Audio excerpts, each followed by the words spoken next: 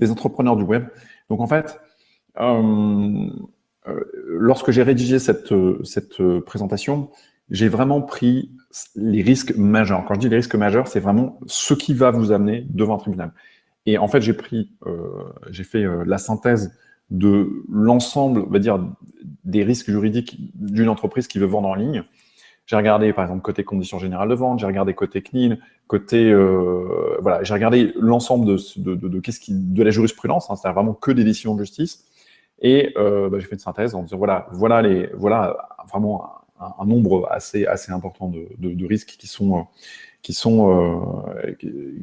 les plus importants. Alors, on va voir ensemble comment faire gagner déjà plus d'argent à votre entreprise en optimisant simplement la fiscalité. Ça, on va voir ça tout à la fin. Comment vous débarrasser de manière globale des 20% de problèmes juridiques qui causent, entre guillemets, 80% des problèmes dans les petites entreprises. Comment être en conformité très simplement dès le départ avec la CNIL. En fait, ça, c'est un point qui est assez important parce que côté CNIL, il y a beaucoup d'infractions pénales. Et en fait, c'est un point de risque que vous ne connaissez pas souvent. Enfin, il y a des personnes qui sont un petit peu sensibilisées à ça, mais c'est pas quelque chose qui vous est vraiment le plus familier. Et donc, ça, c'est un point qui est vraiment extrêmement important d'un point de vue juridique. C'est un risque vraiment à éviter. On verra également 3 points clés pour avoir des CGV qui passent l'épreuve du feu, ce que vous devez surtout pas dire sur votre site internet. 2 points clés à ne surtout pas oublier pour éviter d'avoir pas mal de problèmes, et comment vous assurer au niveau de la propriété intellectuelle que votre marque est à l'abri des attaques, etc. Je me présente rapidement, donc je suis Thibaut de Vergane, je suis consultant spécialisé en droit des nouvelles technologies. Ça fait un petit peu plus de 15 ans que je fais ce métier. J'ai commencé ma carrière pour les services du Premier ministre en qualité de conseiller juridique. J'ai une formation d'avocat, je suis titulaire du certificat d'aptitude à la profession d'avocat. Et j'ai fait ma thèse de doctorat en droit des nouvelles technologies. Donc ça veut dire, ça fait à peu près 15 ans que je vis, bois, mange, respire du droit des nouvelles technologies. Je suis vraiment passionné d'entrepreneuriat et nouvelles techno. Et en fait, surtout, il y a un truc qui me tient beaucoup à cœur, c'est de pouvoir éviter un peu pas mal de problèmes aux entreprises. Je pense qu'effectivement, en France, il n'y a pas assez on n'aide pas assez les entreprises à se développer. Et c'est vraiment, déjà, quand on est entrepreneur, c'est pas évident de monter un business. En plus, si on a des tonnes de risques juridiques de ce côté-là, c'est pas simple. Et donc, une des raisons pour lesquelles j'ai fait ce webinaire, c'est qu'effectivement, mon objectif, c'est de pouvoir aider à avancer des entrepreneurs. Alors, si jamais vous avez une image qui est un petit peu floue ou des slides qui sont un peu flous, simplement concentrez-vous sur ma voix. Vous verrez que c'est beaucoup plus, vous aurez des détails beaucoup plus intéressants. Alors, je suis désolé, en même temps, j'ai quelqu'un qui m'appelle. Alors, normalement, j'ai bloqué tout mon iPad, etc., tous mes autres appareils, mais en fait, non. Donc, voilà, désolé. Donc, effectivement, voilà. Donc, risque numéro 1, on va se concentrer d'abord sur la propriété intellectuelle et en particulier le droit des marques.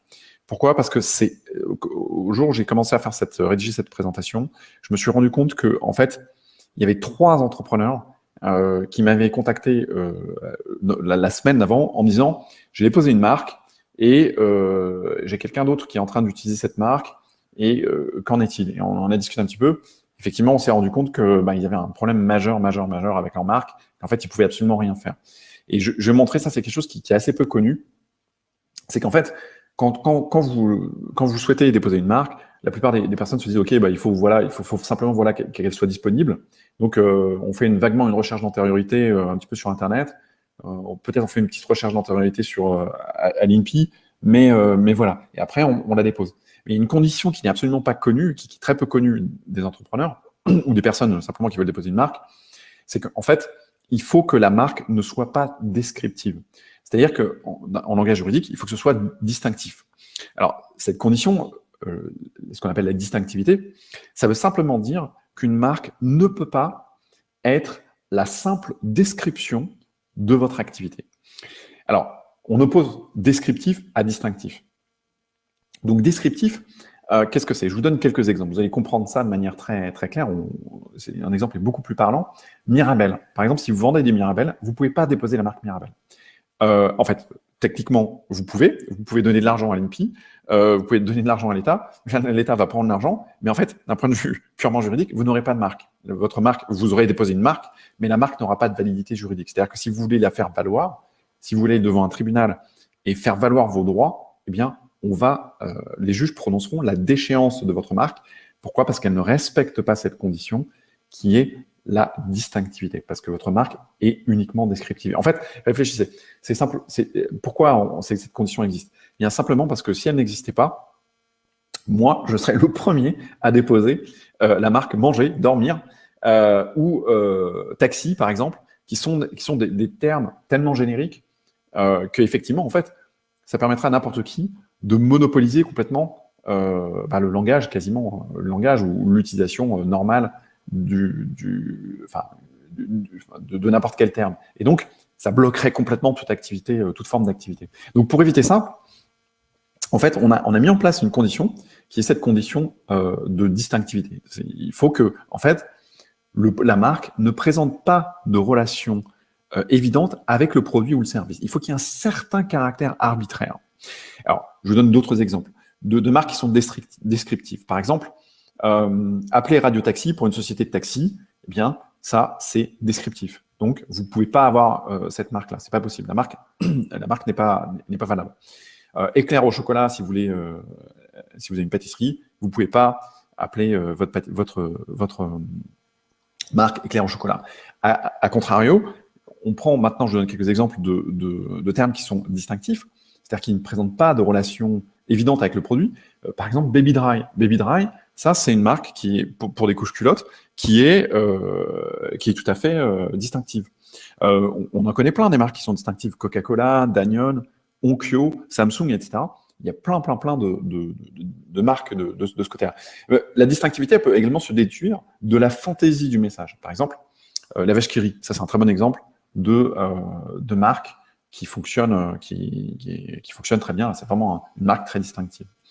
Alors, qu'est-ce qui se passe si jamais vous avez déposé, je donne un petit exemple, qui est un exemple de jurisprudence qui est très intéressante, qui est l'affaire SFR, qui a été rendue par la Cour d'appel de Paris le 23 septembre 2009. En fait, en 2001, SFR avait déposé la marque Texto. Et donc, elle avait constaté par la suite qu'une société qui s'appelle One Texto, qui était spécialisée dans l'envoi de SMS, avait déposé la marque One Texto. Et SFR l'avait assignée en demandant l'annulation de sa marque. Et donc, en fait, ce qui s'est passé, c'est que les juges ont sanctionné SFR en considérant que, en fait, la marque Texto était dépourvue de distinctivité, qui est donc la condition que l'on a vue. Je vous passe l'article du Code de la propriété industrielle, ça n'a pas beaucoup d'intérêt. L'intérêt, c'est qu'en l'occurrence, là, la marque a été annulée. Et donc, les juges ont retenu simplement que le terme texto était déjà connu du public pour désigner un message écrit envoyé par téléphone mobile, donc quelque chose de vraiment très classique. Et puis, bon, accessoirement, SFR reprochait à l'entreprise d'utiliser la couleur rouge sur son site, alors que SFR l'utilisait. En l'occurrence, les juges ont sanctionné SFR. SFR ne peut pas monopoliser la couleur rouge, logique. Deuxième, ils ont sanctionné à 20 000 € de dommages et intérêts au profit de One Texto et de son gérant. Donc, vous voyez qu'effectivement, non seulement, en l'occurrence, SFR a perdu la marque, mais en plus, ils ont perdu 20 000 €, plus les frais d'avocat, plus probablement les frais d'avocat de la partie adverse. Donc, faites bien attention quand vous déposez une marque. Déjà, il est impératif que la marque soit distinctive, il ne faut pas qu'elle soit descriptive uniquement. Mais en plus, si vous voulez faire valoir vos droits, il faut quand même faire bien attention à où vous mettez les pieds. Parce que là, effectivement, c'est quand même assez, ça peut être quand même assez risqué. Alors, risque numéro 2, négliger le risque CNIL. Ça, c'est un point qui est très important. Dans lequel, effectivement, il y a beaucoup d'entrepreneurs qui n'ont pas forcément vu que, effectivement, côté CNIL, bon, il y a peut-être des déclarations à faire, etc., mais en fait, derrière, il y a véritablement une réglementation qui est en fait bardée d'infractions pénales, et donc il faut faire là-dessus, il faut faire un petit peu attention. Je vais vous raconter deux histoires, vous montrer deux exemples qui sont assez intéressants. Pourquoi c'est vraiment important? Premier exemple, c'est un exemple de jurisprudence qui est super intéressant, qui a été rendu en 2013 par la Cour de cassation, donc vraiment la plus haute juridiction française. En fait, ce qui s'est passé, c'est que dans cette histoire, on a deux entreprises. Une première entreprise qui a vendu un fichier de clientèle à une seconde entreprise. Et en fait, cette vente, elle a été faite de manière assez classique, mais le problème, c'est que le fichier n'avait pas été déclaré à la CNIL. Et en fait, ce qui s'est passé, c'est que l'entreprise en question a commencé à utiliser, à exploiter le fichier de clientèle et s'est rendu compte effectivement que voilà, le fichier n'était pas déclaré à la CNIL et donc ne pouvait pas légalement l'utiliser. Donc ce qu'elle a fait, c'est qu'elle a demandé à la première entreprise simplement de lui rembourser l'argent qu'elle avait payé. Et l'entreprise a dit non, hors de question, on va pas vous rembourser, c'est comme ça. Et donc l'affaire se termine devant le tribunal. Et qu'est-ce que, en l'occurrence, la Cour de cassation a jugé? Elle a simplement considéré qu'effectivement, faute d'avoir été déclaré, le fichier est donc illicite, et puisqu'il est illicite, il ne peut donc pas être vendu légalement. Et ça, c'est très, très, très problématique, parce que qu'est-ce qui a plus de valeur dans votre entreprise? En particulier, si vous avez un jour l'idée de revendre votre entreprise, qu'est-ce qui a le plus de valeur que, en fait, vos fichiers clients ou vos fichiers prospects? C'est vraiment le cœur même de l'entreprise. Donc, il faut vraiment être très précautionneux là-dessus, d'autant qu'en fait, entre nous, une déclaration CNIL, ça prend 5 minutes à faire. Donc, c'est vraiment, voilà, il faut vraiment mesurer les choses. Et ça peut être extrêmement problématique parce que c'est vraiment dommage de ne pas profiter de simplement la possibilité de déclarer son fichier à la CNIL, passer 5-10 minutes là-dessus et voilà, et puis ne pas avoir ce genre de problème. Alors, l'exemple numéro 2, c'est gérer un piratage informatique. Alors, imaginez simplement que vous soyez victime d'un pirate informatique. C'est-à-dire que voilà, vous avez une personne qui va pirater votre site e-commerce et donc vous êtes victime d'un accès frauduleux, il n'y a aucune discussion là-dessus. Vous êtes tout à fait dans vos droits, vous avez la loi pour vous. En fait, ce que dit la loi, c'est simple, c'est qu'en fait, une personne qui accède ou se maintient frauduleusement dans toute partie d'un système de traitement automatisé de données, eh bien, sera puni de 2 ans d'emprisonnement et 30 000 € d'amende. Alors, le problème, c'est que vous allez dire, bon, ok, on est victime d'un piratage informatique. Mais peut-être, si vous avez un petit peu de chance, vous allez consulter un juriste avant qui va dire, bon d'accord, on va peut-être déposer plainte, mais avant, on va quand même regarder 2-3 choses. Première chose qu'on va regarder, c'est effectivement, est-ce que vous avez bien déclaré l'ensemble de vos traitements de données à caractère personnel? Parce que peut-être sur votre site de commerce électronique, vous avez collecté forcément un nom, un prénom, forcément une email, forcément une adresse, forcément, etc. Et donc, si ça n'a pas été déclaré à la CNIL, eh bien, vous, le pirate risque effectivement 2 ans d'emprisonnement et 30 000 € d'amende, mais vous risquez 5 ans d'emprisonnement et 300 000 € d'amende. Donc du coup, on voit tout de suite que la balance est pas mal déséquilibrée. Deuxième exemple, on va regarder si effectivement les délais de conservation des données que vous avez indiqués lors de la déclaration, parce que normalement, de manière systématique, quand vous déclarez, vous allez dire, voilà, on va traiter ces données à caractère personnel pendant une certaine durée. Et vous ne pouvez pas dépasser cette durée. Alors, la durée, elle peut être variable. Elle peut être, par exemple, le temps de la relation clientèle. Donc, supposons que vous ayez un contrat client, que ce contrat client dure 2 ans, 5 ans, 10 ans, ce sera le temps de cette relation clientèle. Mais vous devez forcément indiquer une durée spécifique. Et vous ne pouvez pas traiter ces données au-delà de cette durée. Et donc, si vous dépassez, en fait, le problème, c'est que vous risquez cette infraction, cette deuxième infraction, qui est encore une infraction, de 5 ans d'emprisonnement et 300 000 € d'amende. On va regarder également si vous n'avez pas collecté les données de manière un petit peu déloyale. Et puis surtout, en fait, on va regarder quelles ont été les mesures de sécurité que vous avez mis en place par rapport à la protection de ces données, puisqu'en fait, la loi vous impose de mettre en place toutes les protections utiles, toutes les mesures de protection utiles pour préserver la sécurité de ces données, et notamment empêcher qu'elles soient déformées, endommagées, ou que les tiers non autorisés y aient accès. Et vous allez me dire, mais attendez, si on a été piraté, c'est que forcément, à un moment donné ou à un autre, les mesures de sécurité n'étaient peut-être pas au top. Et c'est vraiment ça c'est un énorme souci, parce que effectivement, si le pirate informatique est rentré manière assez facile, eh bien, lui, il risque peut-être 2 ans d'emprisonnement et 30 000 euros d'amende, mais vous risquez 5 ans d'emprisonnement et 300 000 euros d'amende. Donc, du coup, c'est vraiment, ça pose vraiment la question, est-ce que vous allez pouvoir vraiment bénéficier de la loi? Donc, voilà. Donc les principales. Alors j'ai vu Jeff poser une question, notamment sur le droit des marques. Alors je vais y répondre si tu veux bien. Je répondrai à la fin. À la fin, il y a toute une session de questions-réponses. Donc si jamais il y a des questions que je prends pas forcément tout de suite, j'y répondrai à la fin. Enfin, je prends pas maintenant parce que c'est juste décalé par rapport à ce slide maintenant. Mais si tu veux bien, j'y répondrai à la fin en détail. Alors, les principales infractions pénales. Donc, il y a un certain nombre de choses sur lesquelles il faut faire un petit peu attention en matière de protection des données personnelles. Le premier gros truc, c'est vraiment la déclaration CNIL. Pourquoi? Parce que, en fait, il y a une disposition pénale qui dit que le fait, y compris par négligence, on va dire de traiter des données à caractère personnel sans avoir respecté les formalités préalables, ça veut dire ça, c'est la déclaration. La plupart du temps, c'est une déclaration CNIL, est puni de 5 ans d'emprisonnement et 300 000 euros d'amende. Alors c'est très problématique parce qu'en fait, par exemple, les mesures de sécurité, on peut discuter, on peut dire voilà, vous avez mis en place tout un tas de mesures de sécurité, peut-être que c'était pas suffisant, mais il y avait quand même une base, etc. On peut discuter un petit peu. Le problème de la déclaration, c'est que si vous l'avez pas fait, on peut pas discuter. C'est oui ou non. Si vous l'avez pas fait, c'est très embêtant. Donc ça, il faut vraiment faire super attention. Sur la déclaration CNIL, il faut vraiment faire être très vigilant sur vos déclarations. Alors Philippe dit ça peut être aussi du piratage interne, d'où l'intérêt d'une charte. Oui, tout à fait.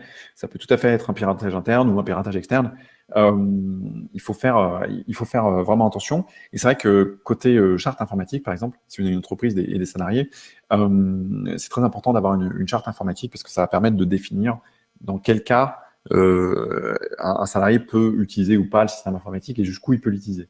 Donc il y a beaucoup de fraudes internes dans les entreprises. Il faut dire en fait la réalité, c'est que la majorité des fraudes, ça vient interne, ça vient pas de l'externe. Pourquoi? Parce que la plupart des salariés ont accès aux données et donc du coup, de manière générale, c'est plutôt de là que viennent les choses. Donc voilà, donc ça c'est le premier point sur lequel il faut faire attention. Ensuite, il y a quand même les mesures de sécurité informatique, ça c'est très important parce que là, on l'a vu, il y a une infraction pénale qui est très importante de ce côté-là, donc ça c'est aussi, il faut faire attention. Faites bien attention à, par exemple, quand vous traitez si jamais vous traitez des données sensibles, c'est-à-dire si jamais vous mettez en place des traitements de données dans lesquels il y a des données de santé, dans lesquels il y a des données qui sont relatives aux opinions politiques, religieuses, etc., là il faut vraiment adapter les choses. Il y a vraiment beaucoup plus de mesures de sécurité qui doivent être mises en place, etc. Donc là, il y a vraiment, c'est un point d'attention, il faut faire pas mal attention. Faites bien attention également au fait de ne pas transférer des données hors de l'Union européenne. Ça, c'est un point qui est très important. En fait, il y a beaucoup une infraction pénale qui est là-dessus. Donc, il est possible de transférer des données hors UE, mais il faut respecter la réglementation à la lettre. Ça, souvent, en fait, on a tendance à aujourd'hui utiliser beaucoup l'Internet comme un monde complètement ouvert et faire héberger, par exemple, des systèmes sur des plateformes qui sont à l'étranger, etc. Mais il faut quand même faire attention parce qu'il peut y avoir pas mal d'un point de vue réglementation, c'est pas aussi facile que ça. Alors, Lydie pose la question, si l'entreprise dispose d'un CIL, c'est-à-dire d'un correspondant informatique et liberté, est-ce qu'elle doit également faire des déclarations à la CNIL? Sinon, que doit faire le CIL? En fait, le CIL, c'est une très bonne question.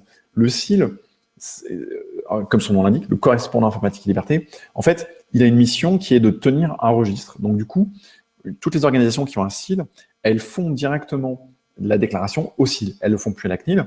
Par contre, et c'est le rôle du CIL interne, simplement de s'assurer qu'effectivement tous les traitements de données à caractère personnel sont bien respectés, que la loi est bien respectée, etc., etc. Par contre, le CIL doit toujours faire des déclarations, l'entreprise doit toujours faire des déclarations, des autorisations, des demandes d'autorisation à la CNIL. En fait, c'est pour ça qu'on utilise le terme de formalité préalable. Pourquoi? Parce que dans certains cas, vous faites une déclaration, mais pour les données, on va dire, les plus sensibles, c'est-à-dire si vous traitez, par exemple, le numéro de sécurité sociale, ce qui est une donnée extrêmement sensible, si vous traitez ce numéro de sécurité sociale pour faire, je sais pas, des comparaisons entre les personnes, on va dire, eh bien, là, il faudra demander une autorisation spécifique à la CNIL. Et donc là, c'est la CNIL qui va vous autoriser de ce côté-là. On a d'autres points en fait, on a toute une série de principes qui sont importants, qui sont les conditions préalables on va dire, de l'égalité du traitement. En fait, il y a tout un tas de principes qui s'appliquent, qui sont des principes juridiques. C'est pas juste des grands principes, mais c'est des vrais principes applicables qui disent globalement que on doit traiter les données de manière raisonnable. Je vous simplifie vraiment les choses, hein, mais on doit traiter les données à caractère personnel de manière raisonnable. Vous pouvez pas les collecter de manière déloyale, par exemple. Et donc, bon, je vais pas rentrer plus dans les détails, mais vous pouvez pas les traiter à vie non plus, etc. Donc ça, c'est souvent du bon sens, en fait. De ce côté-là. Après, on a des obligations qui sont spécifiques à certaines données. Ça, c'est un point qui est important. Je vous l'ai déjà dit, tout ce qui est données sensibles, c'est-à-dire données qui font apparaître, par exemple, les opinions politiques, philosophiques, religieuses, les données de santé. Ça, c'est des données sur lesquelles c'est très, très important. Il y a une réglementation vraiment très, très spécifique à ça. Après, en termes de points de risque, on a vraiment la sécurité informatique et la confidentialité, et on a les mentions légales. Les mentions légales, c'est super important pour une raison simple, c'est qu'en fait, ça fait montre du fait que vous avez une belle devanture. Donc après, si vous avez une belle devanture déjà, on va pas forcément aller regarder à l'intérieur pour voir si effectivement il y a des problèmes. Alors que si vous avez une devanture qui est vraiment moche au possible, il y a les poubelles devant, on va se dire qu'effectivement à l'intérieur il y aura probablement des poubelles également. Et donc ça donne pas trop confiance dans la manière dont vous traitez les données à caractère personnel. Ensuite, donc voilà. Ensuite, point de risque qui est important, c'est tout ce qui est transfert hors Union européenne. Ça, faut faire attention. Il y a beaucoup de personnes qui vont utiliser, par exemple, des plateformes à l'étranger. Donc, il est possible, il y a une réglementation spécifique en matière de safe harbor. Donc, Philippe le mentionnait. Il y a une réglementation spécifique. Donc là, il faut vraiment s'assurer de respecter ça. C'est pas la seule possibilité. Il y a d'autres possibilités. Mais c'est la plus connue. Je ne vais pas rentrer trop dans les détails là-dessus parce qu'en fait, ça nous amène à vraiment beaucoup de petits trucs vraiment super minutieux. Ce n'est pas tellement l'objectif. Mais retenez peut-être simplement en termes de risque, affichez bien vos mentions légales, c'est super important. Assurez-vous de bien remplir vos déclarations CNIL. Ça, c'est super important aussi. La sécurité, faut mettre en place des mesures de sécurité qui sont adéquates. Et puis, si quelqu'un vous demande à exercer son droit d'accès de ce côté-là, eh bien, assurez-vous que la personne peut bien avoir accès à ces données. Et puis, jetez un petit œil pour voir où est-ce que vous transférez les données à caractère personnel. Si c'est à l'étranger, là, il devrait y avoir un petit point de risque. Alors, Kevin pose la question. Bonjour, concernant la durée de conservation des documents données personnelles, peut-elle être renouvelée? Et si oui, combien de fois? Sous quelles conditions? Alors, en fait, il faut bien définir dès l'origine, lors de sa déclaration, typiquement les délais de conservation des données. Et en fait, on peut le modifier, mais c'est assez compliqué. Il vaut mieux ne pas avoir à modifier ça. Typiquement, il est préférable d'indiquer, par exemple, une donnée variable, c'est-à-dire de dire, voilà, on va traiter les données pendant le temps de la relation clientèle, ou le temps de la relation clientèle plus 3 ans, par exemple. Il faut que ce soit justifié, bien évidemment, mais c'est très très délicat de modifier le délai de conservation. C'est assez contraignant. Et c'est pas, il y a vraiment dans la loi, il y a vraiment tout un tas de conditions qu'il faut respecter. C'est assez délicat en général. Alors, erreur numéro 3, négligez vos conditions générales de vente et votre processus de vente. Alors, la plus grosse erreur à éviter, j'aimerais vous l'éviter, c'est faire un copier-coller de ces conditions générales de vente. Donc ça, c'est le truc le pire que vous puissiez faire, surtout si vous allez prendre vos conditions générales de vente chez un concurrent. Typiquement, je vous donne un exemple de jurisprudence de la Cour d'appel de Paris en septembre 2008, qui a sanctionné à 10 000 € de dommages et intérêts le fait d'avoir copié et rediffusé sur un site d'e-commerce les conditions générales de vente d'un concurrent en considérant que c'était un acte de parasitisme. Alors, je vous donne un petit truc. J'ai rédigé un modèle type qui est vraiment bien fait, qui est super structuré, super rigoureux et qui est commenté en plus de conditions générales de vente. Donc, c'est gratuit, c'est à disposition de tout le monde. Donc, et j'autorise tout le monde à copier-coller ce modèle de manière assez simple. Donc, profitez-en, faites-vous plaisir. C'est un modèle, normalement, ça coûte entre 2 et 3 000 € des conditions générales de vente. Donc, vous avez une base type. Donc, ça, c'est première grosse erreur. Deuxième grosse erreur, faites bien attention aux clauses abusives. En fait, on a deux, dans les clauses abusives, on a deux blocs. On a ce qu'on appelle une liste noire et une liste grise. La liste noire, c'est qu'on va dire c'est forcément une clause abusive. Et la liste grise, on va dire ça sent quand même beaucoup la clause abusive. Alors, Louise a dit où est-ce qu'on peut trouver ça. Alors, c'est sur mon site. Je donnerai l'URL à la fin si tu veux bien. Comme ça, tu auras tout. Gérald dit je me suis largement inspiré de ton modèle pour mes conditions générales de vente. Un grand merci. De rien, c'est fait pour ça. Donc, profites-en, c'est là pour ça. Donc, quelques exemples de clauses illicites. En fait, on a vraiment une liste noire qui sont des clauses qui sont totalement interdites. Typiquement, un exemple, c'est réservé aux professionnels le droit de modifier unilatéralement, c'est-à-dire tout seul, les clauses du contrat relatives à sa durée, aux caractéristiques du bien ou au prix qui sont au prix du bien ou du service. Alors typiquement, ça voudrait dire, c'est un petit peu comme si je vous disais, voilà, j'écrivais dans mes conditions générales de vente, voilà, je vais vous offrir un service abonnement mensuel, vous allez payer 15 €. Mais donc par mois tous les mois. Mais à n'importe quel moment, en fait, je peux changer le tarif, même rétroactivement. Vous allez me dire, mais c'est pas possible. Mais voilà, c'est pas possible. C'est simplement une clause abusive. C'est un petit peu comme si vous annonciez à vos clients que vous allez changer le prix en plus rétroactivement et qu'en fait, à partir de maintenant, ils doivent vous payer 3 fois plus parce que vous avez simplement changé d'avis. En fait, ça marche pas, c'est pas possible. Voilà, c'est simplement une clause abusive. Un autre cas, c'est simplement constater l'adhésion du consommateur à des clauses qui figurent, qui figurent pas dans l'écrit dans lequel. Alors c'est un petit peu. Je vous donne un exemple. C'est un peu comme si on disait voilà, en fait vous signez le contrat là, et puis en fait vous acceptez des clauses d'autres contrats qui existent dans un autre classeur, qui existent dans un truc auquel vous n'avez jamais accès. En fait, c'est juste complètement abusif. Et donc, c'est justement l'objectif de cette réglementation de sanctionner typiquement les comportements sur ce type de clause. Donc voilà. Alors, Louise a dit, ok, super, pas de souci pour les conditions générales de vente. Laurent dit, bonjour Thibaut, question relative à l'envoi d'email à l'internaute. Si un internaute s'inscrit sur un site afin d'avoir accès aux fonctionnalités premium gratuites réservées aux membres, si plus tard le site souhaite envoyer des mails relatifs au site et donc qui sont plus de nature commerciale à l'internaute, doit-on quand même avoir le consentement exclusif? Typiquement, en fait, là, il faut le prévoir dès l'origine. C'est une question très intéressante. En fait, c'est lors de la mise en place de l'inscription de la personne à une newsletter qu'il faut dire, voilà, en fait, vous inscrivez à cette newsletter. Tu peux l'indiquer dans les conditions générales de vente que, par exemple, en fait, tu vas non seulement communiquer sur les services le service lui-même que tu proposes, par exemple l'abonnement, je sais pas moi, un journal d'information, mais également à d'autres services d'information, comme par exemple, je sais pas, des services partenaires, etc. Donc, il faut trouver une formulation qui soit assez simple de ce côté-là, pour s'assurer qu'effectivement la personne a bien consenti à ces éléments. Alors, Laurent dit pas de CGV car on ne vendra jamais rien à l'internaute, dont des CGU. Alors CGV, CGU, c'est la même chose. Hein. En fait, on fait d'un point de vue juridique, il n'y a pas vraiment de distinction. Simplement, ça peut être des conditions d'utilisation d'un service ou des conditions de vente. Donc c'est plutôt une formulation. Ça n'a pas vraiment d'impact juridique le fait de dire CGV, CGU.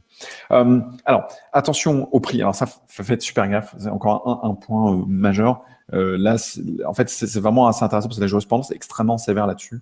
Je donne un exemple. Si vous affichez le prix, donc si vous vendez à des consommateurs, faites attention à un point. Vous devez indiquer le prix TTC, le prix hors taxe et le taux de TVA. C'est impératif et c'est essentiel d'indiquer les trois.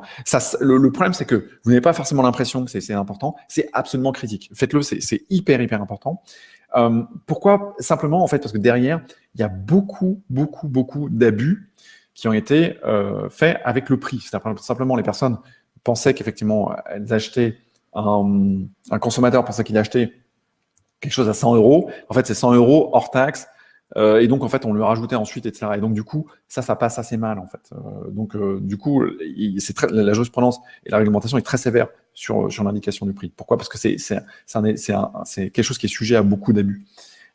Si vous faites du B2B, si vous adressez uniquement à des entreprises, des entrepreneurs, des entreprises, eh bien, vous pouvez indiquer uniquement le prix hors taxe. Ça, c'est tout à fait valable, possible, hein, c'est tout à fait logique.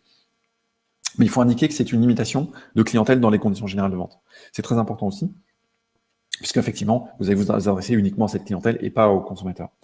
Donc, le cas échéant, vous devez indiquer de manière précise la base de calcul de votre prix. Par exemple, si vous vendez au kilo, au mètre, etc., ça c'est important. Ou s'il y a des frais supplémentaires autres que les frais de livraison ou taxes, etc., il faut vraiment détailler ça et informer les clients dans les conditions générales de vente. Ça, c'est vraiment très important. Ça, c'est absolument essentiel. Je vous donne un exemple de jurisprudence et vous allez voir à quel point la jurisprudence est sévère. Ça tape vraiment, vraiment fort. C'est le TGI de Nanterre le 2 juillet 2009. Alors, qui a sanctionné le site entreparticuliers.com pour publicité mensongère et pratiques commerciales trompeuses pour avoir affiché tardivement les informations sur les prix. C'est-à-dire après que les internautes aient rentré leurs informations personnelles. Alors, vous voyez, on n'est pas dans vraiment je sais pas moi, c'est pas, comment dire, ils sont pas venus avec des couteaux en train de massacrer les consommateurs. Pourtant, vous allez voir que la sanction est très très violente. En l'occurrence, effectivement, ça permettait d'obtenir des coordonnées des internautes et de les relancer. Donc, ils ont pris une condamnation à 150 000 euros d'amende, ce qui est quand même assez substantiel. Son dirigeant s'est pris 15 000 euros et 3 mois de prison avec sursis, et solidairement responsable à 30 000 euros de dommages et intérêts, l'UFC Que Choisir. Bon, voilà, c'est quand même... vous voyez que ça rigole pas. Donc, faut faire quand même très attention avec ça, parce que c'est un élément essentiel de la confiance. C'est un élément essentiel de transparence. Alors, il y a une particularité en matière de commerce électronique qui n'est pas toujours respectée. Faites bien attention à ça. Alors, en général, c'est bien respecté si vous avez ce qu'on appelle un shopping cart, comme un logiciel qui gère les paniers d'achat du type WooCommerce, PrestaShop, etc. Là, oui, il y a plein de logiciels comme ça qui existent. En général, cette formalité est relativement bien faite. Alors, c'est ce qu'on appelle une formalité du double clic. Alors, qu'est-ce que c'est que la formalité du double clic? C'est pas le fait de double-cliquer à la souris. En fait, c'est simplement le fait de permettre à la personne qui va acheter, qui va passer le contrat en ligne, qui va passer le contrat de vente en ligne, simplement s'assurer que la personne puisse vérifier le contenu du contrat pour que le contrat soit valable, pour que la vente soit valable. En fait, c'est impératif parce que sur Internet, la personne va réaliser son cycle de vente tout seul. En fait, il va arriver sur le site, il va ajouter des produits dans son panier. Et puis, en fait, si vous ne faites pas cette étape de vérification, il peut y avoir des erreurs qui sont très importantes. Et donc, ça, c'est un point qui est absolument, absolument, absolument essentiel. Je vous donne un exemple qu'on m'avait cité. Alors, c'est pas moi qui ai géré ce dossier-là, mais c'est super intéressant. C'est une grosse société dans le domaine de la bourse en ligne. Et en fait, il y a une personne qui avait vendu, en fait, qui avait acheté. Non, la personne avait acheté des actions. Donc, elle avait acheté, elle voulait acheter, enfin, elle disait qu'elle voulait acheter 1000 actions. Donc, après, on ne sait jamais. Hein. Elle disait qu'elle voulait acheter 1000 actions. Mais en fait, d'un point de vue, le système en avait acheté 10 000. Et donc, évidemment, le cours de l'action a baissé, parce que sinon, la personne n'aurait jamais fait un procès. Mais le cours de l'action a baissé. Et là, toute la question juridique s'est concentrée sur le fait que est-ce que cette condition avait bien été respectée? Pourquoi? Parce que si la condition n'est pas respectée, eh bien, le contrat n'est pas valablement conclu. Et donc là, vous voyez que, en l'occurrence, la société de bourse, eh ben, c'est vraiment pour elle, celle qui prend celle qui va prendre la perte, en fait. Donc, vous voyez typiquement à quel point ça peut être important. C'est une formalité qui est pas souvent connue. Voilà, encore une fois, si vous utilisez un logiciel de shopping cart, en général, c'est bien fait, mais c'est pas systématique. Alors, risque numéro 4, critiquer publiquement vos concurrents. Alors là, c'est vraiment quelque chose que j'ai pu voir encore et encore et encore et encore sur la jurisprudence. C'est vraiment ne critiquez jamais, jamais, jamais, jamais, jamais, jamais publiquement vos concurrents. C'est extrêmement risqué. Je donne quelques exemples. Alors, le premier, c'est le tribunal de commerce de Paris, le 3 avril 2009. C'est une jurisprudence très intéressante dans laquelle, en fait, on a eu deux sociétés qui travaillaient dans le domaine de la pole dance. Et en fait, c'est deux grosses sociétés parisiennes. Et en fait, la première avait organisé un concours Miss Pole Dance et la deuxième était pas du tout d'accord et avait vraiment fait un communiqué de presse en disant mais c'est pas possible, etc. Alors, vous allez voir que à quel point la jurisprudence est sévère.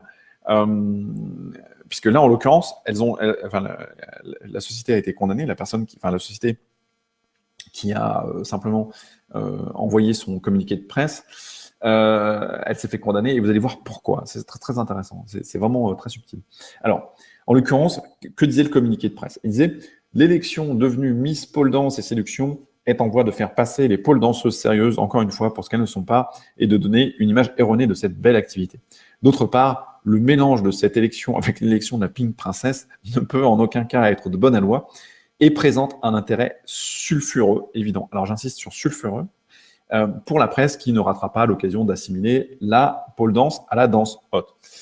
Et là, en l'occurrence, le tribunal juge que l'emploi du terme sulfureux sur le site internet est caractéristique et constitutif de dénigrement commercial. Et donc condamne la société, puisque ça dépassait l'exercice normal d'une critique professionnelle, et condamne la société à notamment payer 10 000 € de frais de publication de la décision, plus 1 000 € de dommages et intérêts. En fait, la société avait demandé 70 000 € de dommages et intérêts, mais je pense, enfin, pour avoir lu la décision, je pense qu'ils n'étaient pas très très bien chiffrés. Et donc, en fait, ils auraient probablement pu obtenir 20 000 si effectivement ils avaient bien chiffré leur estimation. Mais en l'occurrence, ça n'a pas été trop bien fait. Et vous voyez bien que, en fait, là, on n'est pas du tout dans la critique, on n'est pas du tout dans l'insulte brutale. Vraiment, c'est la subtilité, l'intérêt sulfureux évident. Et ça suffit, en fait. Hein. Ça suffit à caractériser du dénigrement commercial. Alors, d'un point de vue juridique, qu'est-ce que c'est que le dénigrement commercial? C'est simple. C'est simplement le fait de jeter le discrédit publiquement sur les produits, l'entreprise ou la personnalité d'un concurrent et d'en tirer, de quelque manière que ce soit, profit. Alors, une grande affaire, ça a été de ce côté-là, le Free qui a été condamné à payer à Bouygues 25 millions d'euros en première instance. Alors, je sais pas, j'ai pas suivi le reste de l'affaire. Peut-être ça a été changé en appel, mais enfin, la première décision était intéressante. Vous vous rappelez que quand Free est arrivé sur le domaine de la téléphonie mobile, une énorme communication de masse qui a été faite en disant vous êtes vraiment des gros pigeons, vous êtes fait pigeonner, etc. Le consommateur, vous êtes vraiment fait pigeonner par les autres. Et en fait, effectivement, ils se sont fait condamner directement après pour dénigrement et concurrence déloyale. Donc, vous voyez que ça, c'est quelque chose. Il y a vraiment une réserve très importante à avoir par rapport à l'activité de concurrent. Il faut vraiment être très, très précautionneux. Voilà, bon, il y a plein d'exemples de ce type. J'en passe certains pour rester raisonnable en termes de timing. Qu'est-ce que c'est que le dénigrement? C'est simplement mettre en doute les qualités professionnelles, la probité, l'honnêteté, dire d'une entreprise que c'est une entreprise de troisième ordre. Et tout ça, c'est de la jurisprudence. Hein. Je ne vous mets pas forcément toutes les références partout, mais c'est systématiquement de la jurisprudence. Mettre en doute la solvabilité financière, dire que le concurrent fait usage de méthodes peu scrupuleuses ou traduit des fins strictement financières, ou poursuit des fins strictement financières, traduisant une conception de la qualité de service très relative. Voilà, donc ça, il y a plein de jurisprudence de ce côté-là. Le fait de dire, alors plus subtil encore, ça c'est beaucoup plus délicat, le fait d'insinuer, ça c'est, faites très attention là-dessus, que les produits du concurrent sont obsolètes. Alors ça c'est très, faut faire vraiment gaffe. Le fait de dire par exemple, nous avons l'ambition de vous offrir le premier vrai magazine français de karaté, ça c'est dénigrant en fait pour les autres. Donc vous voyez que là on est vraiment dans la subtilité. C'est pour ça que il faut faire très attention lorsque vous parlez de vos concurrents pour faire en sorte de ne pas dénigrer leurs produits. C'est un point qui est vraiment très, très important. Et puis, bon, c'est une certaine logique. Vous occupez de vos clients, de votre business, etc. Mais faites bien attention à ne pas dénigrer les produits de vos concurrents. Alors, présenter ces produits comme étant le seul ou le plus grand, ce qui laisse croire que les autres sont inférieurs. Par exemple, un truc intéressant, c'est en pharmacie, le slogan en pharmacie, on achète des produits sûrs, c'est dénigrant par omission et ça porte atteinte aux fabricants de cosmétiques, par exemple. C'est ça que vous voyez, je pense que c'est un point sur lequel vous voyez qu'effectivement, il faut faire juste un petit peu attention de ce côté-là. Attention au risque de diffamation et d'injure publique. Diffamation, le fait de dire de quelqu'un qu'il a des activités du type mafieux en relation avec le grand banditisme, là, en général, vous allez finir en procès. Le fait de dire d'une personne que c'est un escroc, un spoliateur ou un affairiste, ou que la personne fait des logiciels espions. L'injure publique, là, je pense que vous connaissez. Je prendrai simplement un exemple, le fait de dire publiquement d'une collaboratrice du journal Le Monde que c'est une peau de vache cornichonne, illettrée, la plus célèbre du monde. C'est dit avec grâce, mais ça n'en reste pas moins d'une insulte publique et d'une injure publique, et ça a été condamné à ce titre. Alors, risque numéro 5, je bois un peu, risque numéro 5, oublier de conserver les données de connexion. Alors, la loi pour la confiance dans l'économie numérique impose à toute personne de pouvoir identifier sur Internet toute personne qui crée du contenu. Alors, ça, aujourd'hui, c'est relativement bien fait. Si vous avez des logiciels, si vous avez un site Internet, vous utilisez WordPress, par exemple, beaucoup de ces logiciels, en fait, par défaut, mettent bien en place toutes les données qu'il est important de conserver. Typiquement, voilà, si une personne crée un commentaire, et bien là, en général, c'est bien stocké. Si vous mettez en place un logiciel de forum, etc., en général, c'est relativement bien fait. Faites juste attention à ne pas supprimer les fonctionnalités de tracking, parce que c'est absolument essentiel. Le fait de ne pas le faire, c'est une infraction pénale qui est sanctionnée à hauteur d'un an d'emprisonnement et 75 000 € d'amende. Donc faites un petit peu attention de ce côté-là.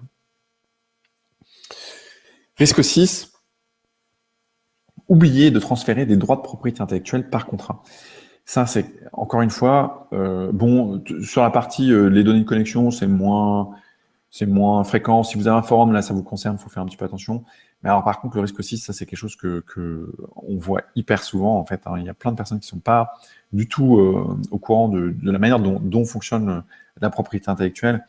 En fait, à partir du moment où vous allez simplement acquérir des œuvres, simplement, faire un article, faire des bannières publicitaires, faire des sons, une vidéo, etc. par quelqu'un ou vous faire réaliser un site internet, eh bien, il y a une création d'une œuvre de l'esprit. Et en fait, pour pouvoir exploiter cette création, donc si vous avez, par exemple, fait créer un site internet, pour pouvoir légalement exploiter cette création, vous devez de manière impérative, c'est impératif, avoir un contrat de cession ou une licence qui vous permet d'exploiter l'ensemble de ces contenus. Et si vous ne le faites pas, le problème, c'est que vous allez vous retrouver en situation de contrefaçon. Et c'est très, très délicat. Alors, en fait, ces contrats sont soumis à des règles très précises de forme. En fait, vous avez un certain nombre de choses vraiment à indiquer au sein de ce contrat. Typiquement, il faut qu'il y ait une mention des droits cédés, il faut qu'il y ait une délimitation, c'est-à-dire vous allez dire, voilà, il y a les droits patrimoniaux, de reproduction, etc. Vous allez lister les cas précis d'exploitation de l'œuvre, par exemple pour le site Internet, et vous allez délimiter également la cession de manière territoriale. Ça veut dire, voilà, on va exploiter l'œuvre, par exemple, dans le monde ou uniquement en France, et vous allez délimiter la cession de manière temporelle, c'est-à-dire par exemple pendant 5 ans ou pendant toute la durée des droits de propriété intellectuelle. Les deux sont possibles. En fait, ce formalisme, à la base, il a c'est-à-dire que c'est ces conditions qui doivent être respectées, c'est du formalisme, ça a pour vocation de protéger vraiment l'auteur à l'origine. La question se pose, c'est si vous n'avez pas de contrat, qu'est-ce qui se passe? En fait, s'il n'y a pas de contrat, il n'y a pas de cession de droits de propriété intellectuelle qui s'opère. Ça signifie que vous êtes en situation de contrefaçon. Il faut faire très attention, ça pose plein de problèmes. Le premier problème que ça pose, c'est en cas de vente de votre entreprise. Alors, supposez que vous ayez un site Internet et que vous l'ayez fait par simplement une personne et que vous avez payé la personne et puis vous avez serré la main simplement ou envoyé quelques emails. Vous avez dit d'accord, merci, au revoir. Et en fait, si vous n'avez pas fait de contrat de cession, eh bien en fait, vous, d'un point de vue juridique, vous êtes en situation de contrefaçon. C'est-à-dire, quand bien même vous avez payé la personne, vous n'avez pas le droit d'exploiter l'œuvre sans ces contrats. Et donc, le jour où effectivement vous souhaitez vendre votre entreprise, qu'est-ce qui va se passer? Vous allez avoir en général un audit juridique, c'est-à-dire qu'il y a, on va regarder en fait tous les contrats qui ont été passés, on va regarder quels sont les biens de l'entreprise, et effectivement, est-ce que tout est bien légal d'un point de vue juridique. Et tout ce qu'on peut trouver, tous les problèmes qu'on peut trouver, on les remonte, et c'est ce qui va servir de base pour diminuer en fait le prix de vente. C'est ce qui va permettre à l'investisseur de dire, voilà, ok, il y a tel problème, il y a tel problème, etc. etc. Donc, le truc, c'est que, en fait, si vous n'avez pas fait ces contrats de cession, eh bien, à un moment donné ou à un autre, ça va dévaluer la valeur de votre entreprise. Donc, ça, c'est un point sur lequel il faut faire très attention. Si vous avez un contrat, mais que vous n'avez pas mentionné spécifiquement les droits, comme je l'ai expliqué dans mon slide avant, il n'y a toujours pas de cession. En fait, vous êtes toujours dans le même problème. L'utilisation de l'œuvre est encore une contrefaçon. Donc, faites attention vraiment à ça. Moi, je vais vous donner un exemple. C'est typiquement, on reste sur l'idée de l'entreprise qui se fait créer un site internet par une personne. Et là, en l'occurrence, on avait la personne, ça a été jugé, en fait, c'est une affaire en fait, qui a été jugée par la Cour d'appel d'Aix en 2008, mais il y a eu plein de jurisprudence de ce côté-là, c'est pas la seule, mais celle-là, elle est intéressante parce qu'elle est très claire. Elle disait que l'entreprise qui souhaite exploiter un site internet dont elle commande la création doit obtenir de façon expresse et au moyen d'un écrit les droits d'exploitation afférents aux œuvres de l'esprit grâce auxquelles le site a été créé. Et si elle ne le fait pas, eh bien, la transmission des droits ne peut pas être tacite, il faut forcément en écrit, donc les droits ne sont pas transmis. Donc ça peut vous paraître complètement paradoxal, mais c'est vraiment très délicat parce qu'en fait, vous devez, vous avez payé en fait pour avoir un site internet.